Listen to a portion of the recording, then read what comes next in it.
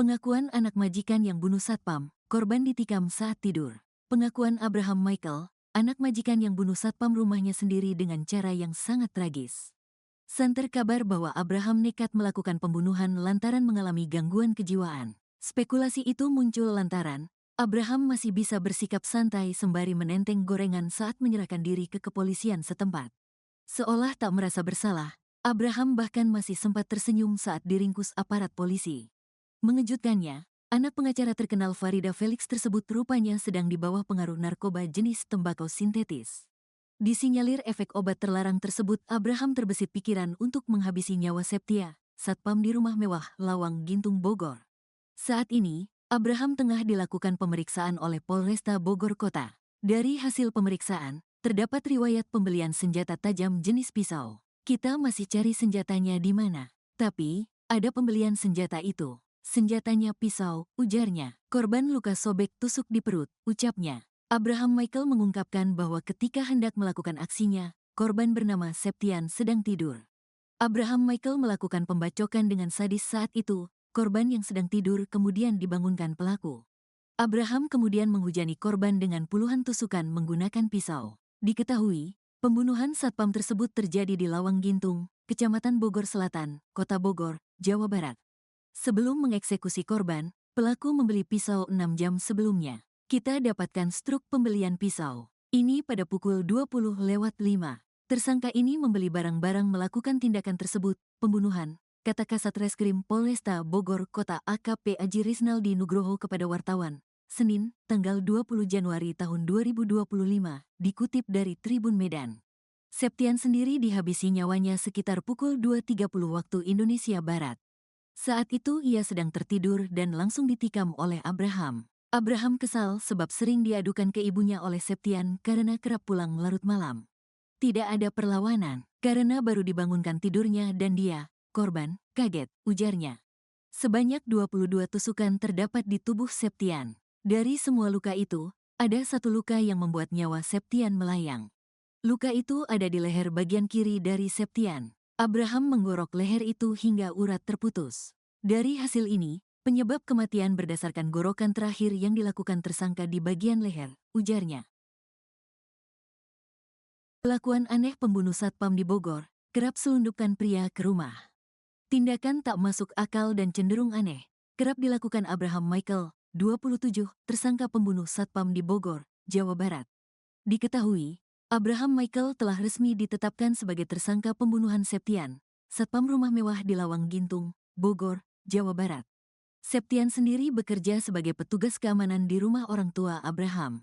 Kelakuan Abraham yang janggal atau bisa dibilang gila, diungkap oleh Dewi, istri Septian.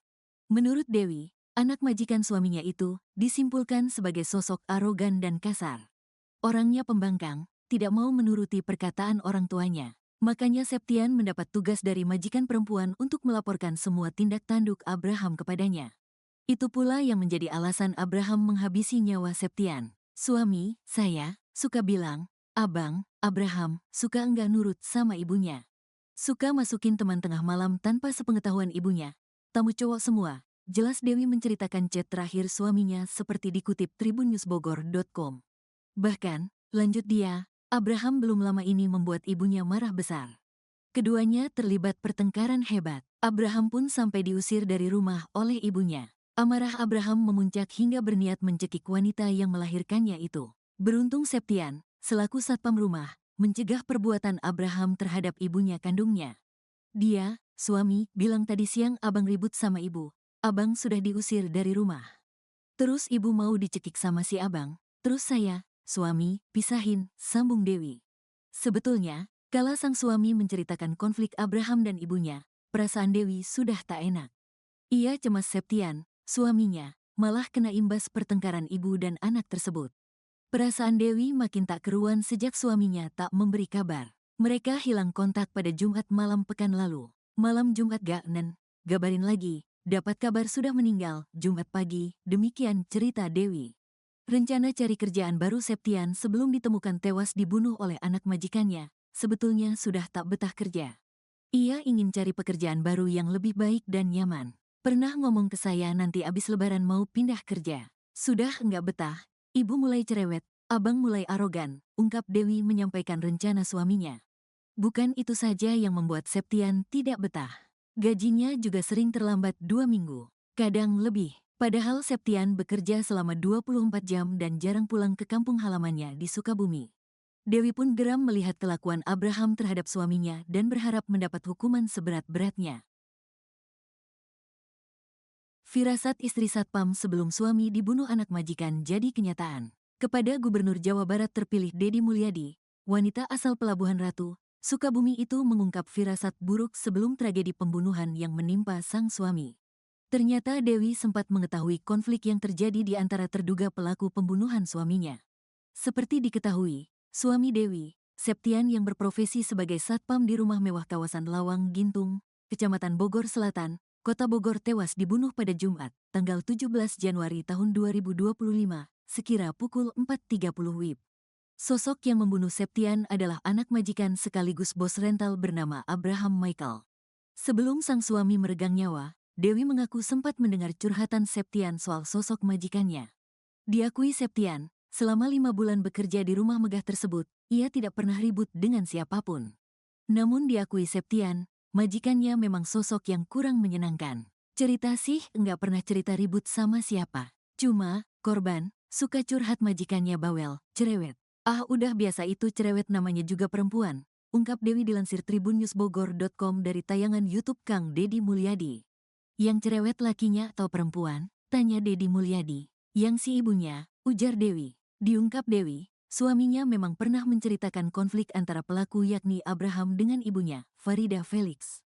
Bahkan kala itu Septian yang baru pulang kampung ke Pelabuhan Ratu harus buru-buru pulang karena majikannya bertengkar dengan anaknya. Korban waktu pulang ke rumah, cerita, itu si ibu berantem sama anaknya, sama si abang. Besok paginya kerja, kata Dewi.